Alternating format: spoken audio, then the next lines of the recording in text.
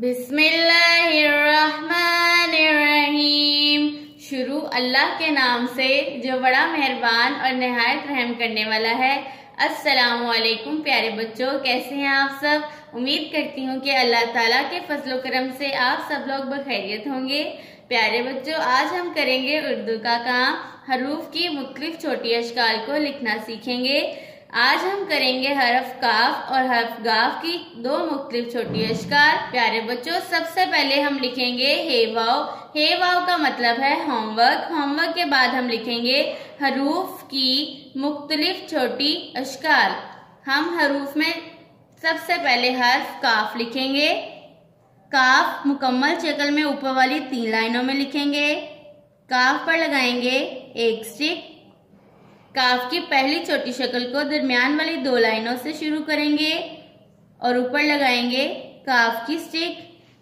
काफ की दूसरी शक्ल जो कि ऊपर वाली 3 लाइनों में लिखी जाती है। प्यारे बच्चों, लिखते वक्त आपने लाइनों का खास ख्याल रखना है।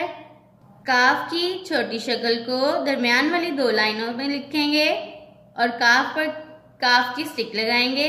काफ की दूसरी छोटी शक्ल। अब हम लिखेंगे हर्फ गाफ मुकम्मल शक्ल में ऊपर वाली 3 लाइनों में। प्यारे बच्चों, गाफ भी काफ की बनावट में लिखा जाता है, लेकिन गाफ पर हम 2 स्टिक्स लगाते हैं। अब हम लिखेंगे हर्फ गाफ की पहली छोटी शक्ल। प्यारे बच्चों, गाफ की पहली छोटी शक्ल बनावट के लिहाज से गोल होती है और गाफ की दूसरी छोटी शक्ल को ऊपर वाली 3 लाइनों में लिखते हैं। गाफ पर लगाते हैं 2 स्टिक्स।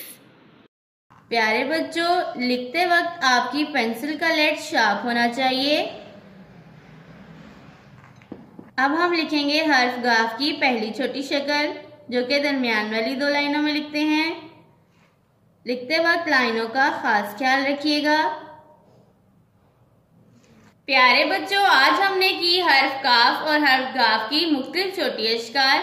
प्यारे बच्चों, हर्फ काफ और गाफ की दोनों अशकाल एक दूसरे से मुख्तलिफ हैं, लेकिन हर्फ काफ की पहली छोटी शक्ल हर्फ गाफ की पहली छोटी शक्ल की बनावट एक जैसी है। इसी तरह से हर्फ काफ की दूसरी छोटी शक्ल और गाफ की दूसरी छोटी शक्ल की बनावट एक जैसी है। अपना आज का काम उर्दू की नोटबुक्स पर करिए। अल्लाह हाफिज।